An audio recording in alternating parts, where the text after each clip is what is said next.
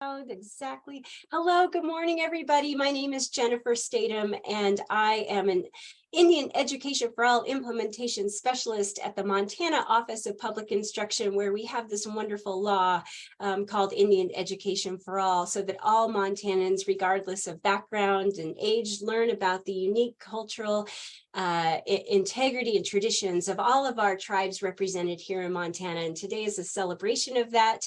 We will have two different rooms going. We'll have the Indian Education for All room. You should have that link readily accessible for on your schedule, as well as a culture and language room. So you may feel free to choose which rooms that you go to, but in either room, it's going to be a fantastic experience. Please look at the chat and make sure that you are letting us know who you are and where you're from. There's also a lot of other great information, a link to the resources. If you're joining us from Facebook, thank you so much. I'm really excited to have you here. If you could register for us, that would be fantastic, because your registration numbers really do help us provide more programming like this in the future. So thank you so much. If you have any questions, please feel free to throw them in the chat throughout the day. I hope you have a wonderful day, where we will take a lunch break from 12 to 12:30, and we conclude at 3:20. So if you need anything, just ask me in the chat, whichever room you see me in. And I'm going to hand it over to the Director of Indian Education for All at the Montana Office of Public Instruction, Zach Hawkins. Thanks, Zach. Thank you, Jennifer, and thank you all for being here. For those of you that don't know me, I'm Zach Hawkins. I'm the Director of Indian Ed for All here at the OPI. And yeah, I'm excited to welcome everybody to our third annual virtual Indian Ed for All Best Practices Conference, where I think we're getting this down. So I think it's going to go really good today. The Zoom gods hopefully will work with us, but beyond that, I'm just really excited about all the presenters that we have and everything we have to offer. I think even if you're a beginner just getting into IFA, or if you're a seasoned veteran that really has a lot of knowledge but is always hungry to learn some more, there'll be something for you as well. So just very pleased about that. You know what? One of the things I wanted to say really quick is you know, there's a lot of different things about IFA out there right now, and you know, sometimes people internalize Indian Ed for All as it's about, you know, blame or shame or guilt or righting historical wrongs, or you know, that sort of thing, and really it's not that. It's just learning who Montana Indians were and who they are today here in our great state. And we like to call Montana the treasure state. And part of why we call it the treasure state is because we have this rich, wonderful Indigenous history in our state. And we have so many wonderful knowledge keepers and Indigenous cultural leaders all across our state. And we're excited to have you experience some of those folks today. So, you know, I do want to thank really quick. I just want to thank the IFA staff, especially Jennifer and Matt for leading this effort, but really everybody for all the great work that they do and being part of a great team. And you know, I get asked pretty frequently, you know, why I do what I do, and my answer generally is it's the people I get to work with and the work that I get to do. And so it's just really exciting to get to work with all of you today. You know, it's amazing that here we are on a Saturday morning in April, and it finally stopped snowing, and we have over 50 people here today. So really excited about that.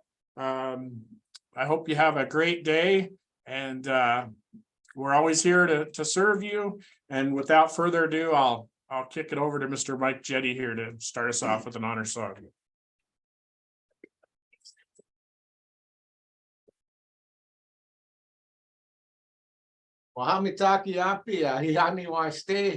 Good morning, my relatives. It's a good day today, and driving to work this morning, I saw a bumper sticker that said, "Honk if you love peace and quiet." But with that, I thought I'd open up with the song for Unchi Maka, for Grandmother Earth. It's Earth Day, and so I'll begin this song here. Happy Earth Day to you. Here's the real song I'm gonna sing. Is It's a song saying, I'm standing up for Grandmother Earth. I'm standing here in a humble way, and I'm offering prayers for the earth. And so that's what this song is. And so thanks for being here today. And this is a prayer for you too.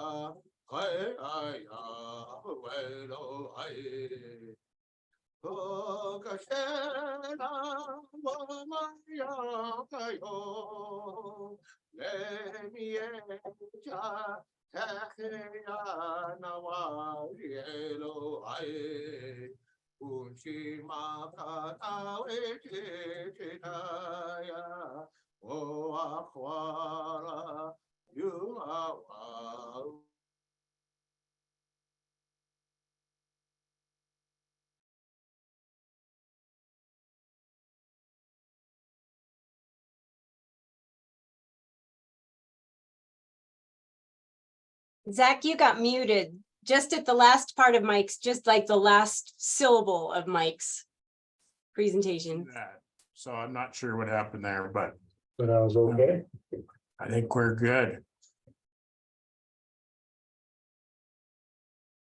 You still muted, Zach? No.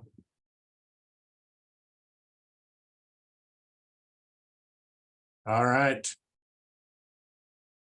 We can hear you. We're all good. Okay. Well, thanks again, everyone, for being here. I do want to really quickly also just acknowledge Superintendent Elsie Arnson and her support of this conference. And, she chose me to lead this work 4 years ago. And it's a pleasure, and it's an honor, and it's humbling. So just appreciate that. But without further ado, we'll turn it over to our keynote speaker, Mr. Matt Bell.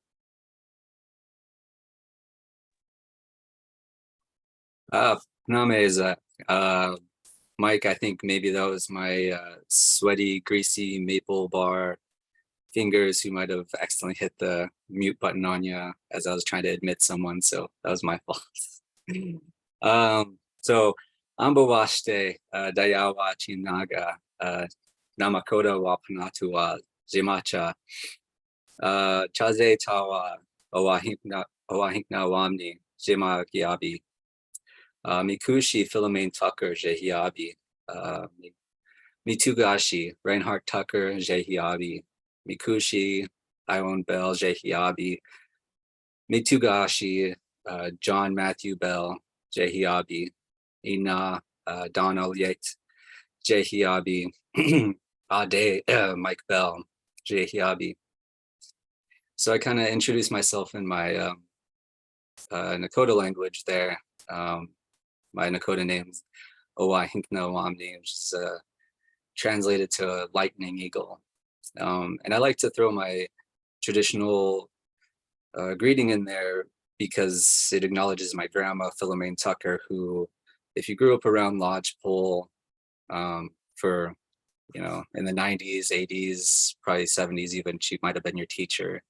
Or she might have just been around in the community. She was active in MIEA for a while. So in a sense, she was an early inspiration for why I decided to become an educator, why I value education, why I valued literature. My first foray into this education field began with English teaching and Native American studies.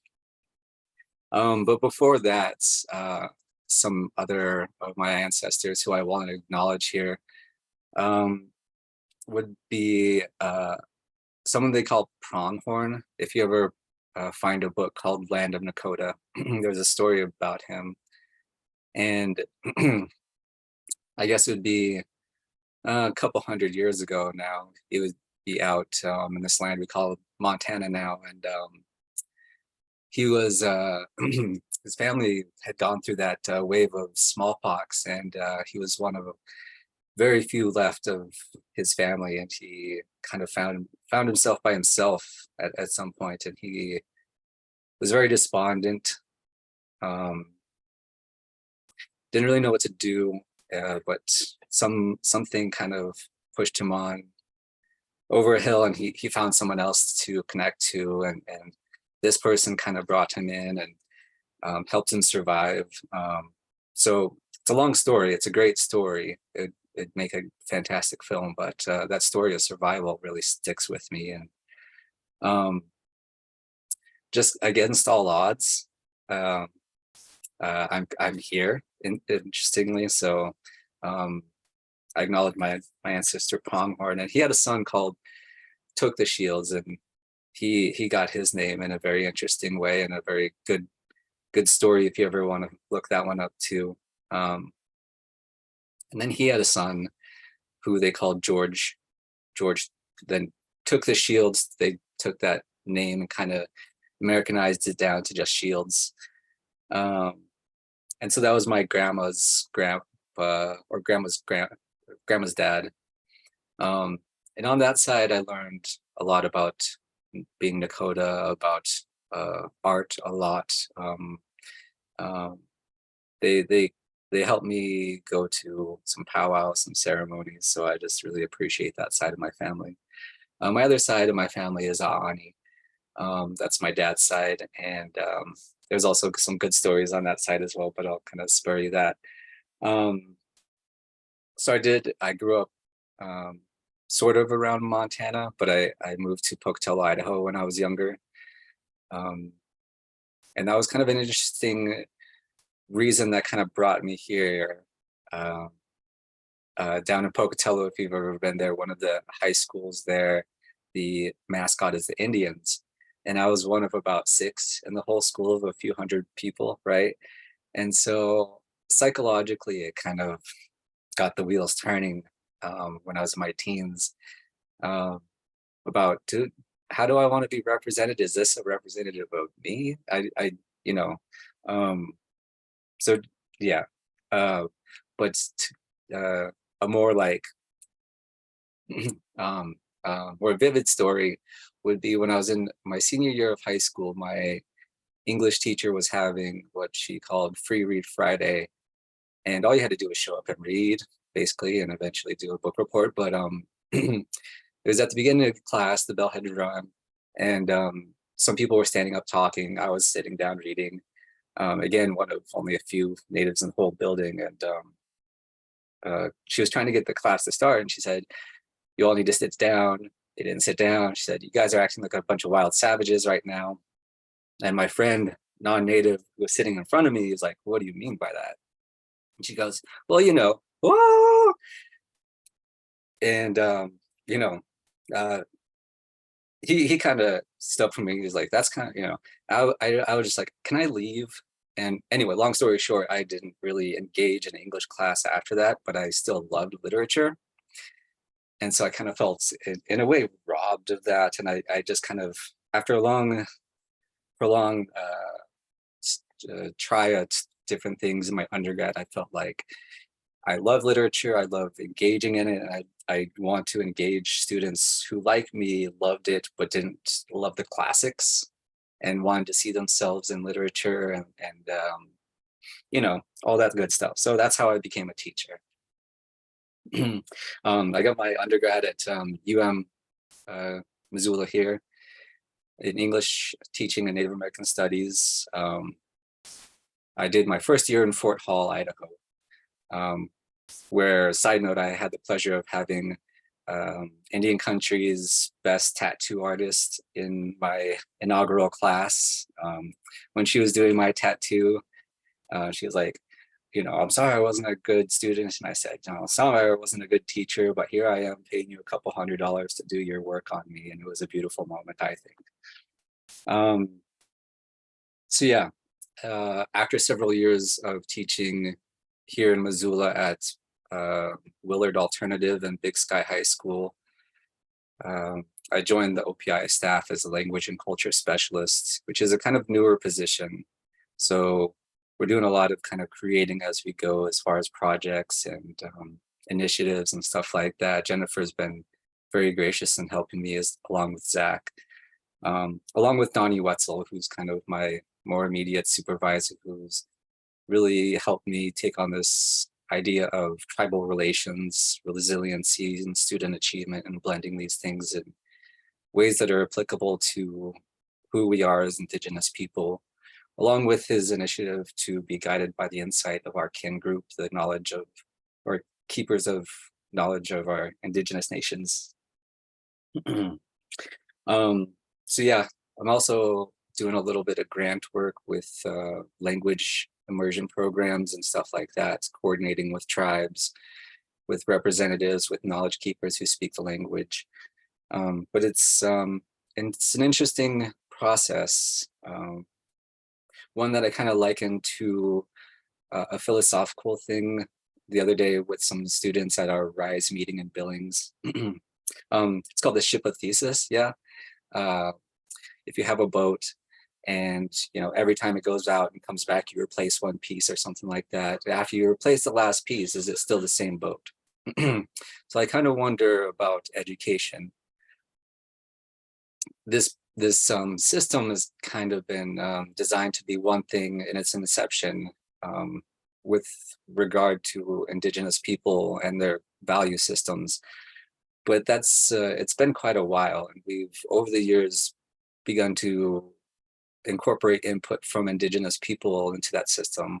So are we still looking at the same education system? Some of that correction or course correction, replacement of this and that has kind of been difficult in terms of getting inputs, like true buy-in from people with, you know, with it's very understandable. So we are doing our best to coordinate and, you know, work with with our youth, with our elders, and really reach across generational spans to get back to this method of Indigenous cultural and knowledge transmission that we used to be able to do. So yeah. In the future, I hope to continue to assist with conferences like these and the youth conference that were held in Billings. Personally, I hope to help, you know, facilitate some webinars and some second language acquisition, resources to help with our Class 7 and other educators who are interested in Indigenous language education, professional development, that kind of stuff. I also do a little website management. There's a language and culture website that has good links to curriculum resources from most of the tribes, some good vetted stuff, and you know, calendar of current events and stuff like that. What I hope for the future is that we dig into this idea of Indigenous education in terms of what this idea of Indigenous can mean, meaning a place-based thing. Indigenous people speak a language that is reflective of their place, but it is not, it's not always all about the people. The language is often reflective of other elements that are out there. And someone recently kind of put it that we're not revitalizing language so much as we're like unburying it. It's been buried and we're digging it up. So I think this idea of Indigenous language transcends the, you know, the people who have been here for hundreds of years and their ancestors, but for those who move in here and live on this Indigenous land, it's a very good idea to learn the language, not just for like communal sake for the people, but for those other things on the land that communicate that language as well. Kind of digging into some of the red tape of some of this this language acquisition can kind of be framed in terms of communication, cultures, connections, comparisons, and communities which are encompassed in the ACTFL standards, or language use can be encompassed in the uses of narrating, informing, explaining, or arguing, which are in the WIDA standards.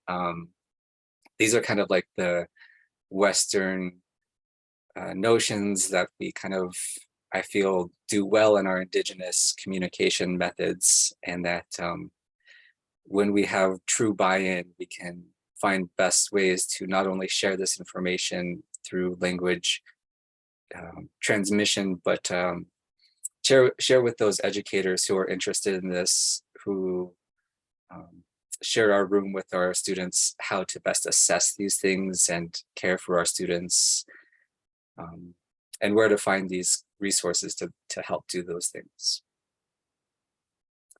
So at the Language Summit, or at the Youth Education Summit in Billings a couple of weeks ago, I saw a great fashion show from students, and that reminded me of just how far we've come in the last couple 100 years, 100 years even, dozen years. There's a great fashion show. There's some truly talented students out there who are making music, art, who are expressing their language and culture in truly authentic ways. And I can't wait to help celebrate that with them. And I hope to help educators who are interested in authentically helping them celebrate that, develop those things. The couple of schools that I've toured recently have shared with me their recent or their planned buffalo harvests, which are excellent ways to, again, embrace this idea of Indigenous education, because, you know, our buffalo take up so much space on the land, and having the best understanding of how to honor them, how to remember how our ancestors acknowledged them and utilized all of their parts, and truly makes living on this land valuable, I think. So to kind of wrap up, I guess Jennifer asked me to kind of light a fire on this piece of the conference, and express kind of why it's important to bring some of these things to the table.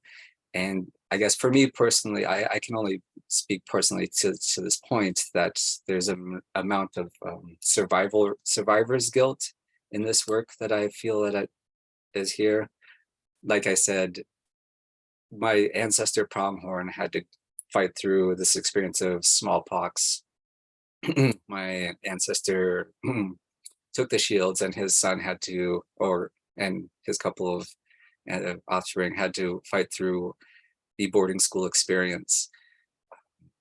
I remember my great-grandmother, Juanita Tucker, being able to speak the language, but never saying it loudly enough, because she was afraid that something would happen if us younger generation picked it up and would repeat it. She still had that fear of retaliation in her, and that settles deep inside me. If you ever kind of conceptualize, you know, a relative of yours being hurt, you kind of have something to, you want to do something about it, right? So here I am, you know, I am kind of one of two children. I don't have a huge family. I got kind of going back to one of the lessons I taught in Native American studies was the population graph for Native Americans, and it dipped pretty low in the early 20s, the 1920s, and here we are 100 years later. Population's rebounding, our culture is rebounding, and I just want to be community minded and help those things along, because time is valuable, our people are valuable, and to do it with love and integrity is kind of what it takes to make sure these things, the spirit stays there, even if the people aren't there. So thank you all for attending on this day. And I can't wait to see you out on the powwow trail or otherwise. Yeah, Namea. Up next will be Aaniiih. Thank you, Jennifer. Thank you, Matt. So Matt, I need you to do something technically really quickly. So hang in, here's Aaniiih. Let me let her in. If you could go to Zach and on the three little dots, unassign him as co-host so he can leave the room without disruption, that would be great. Awesome, thank you.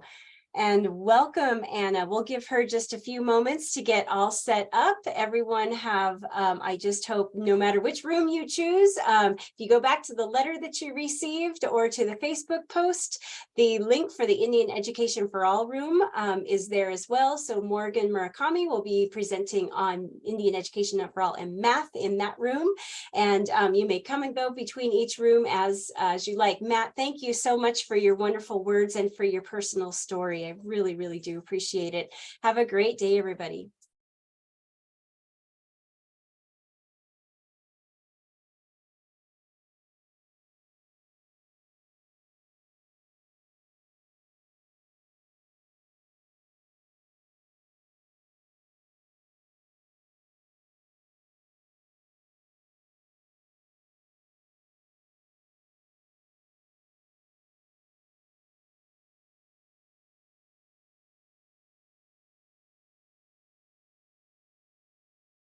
And Matt, you can go ahead and make Anna a co-host so she can share her screen.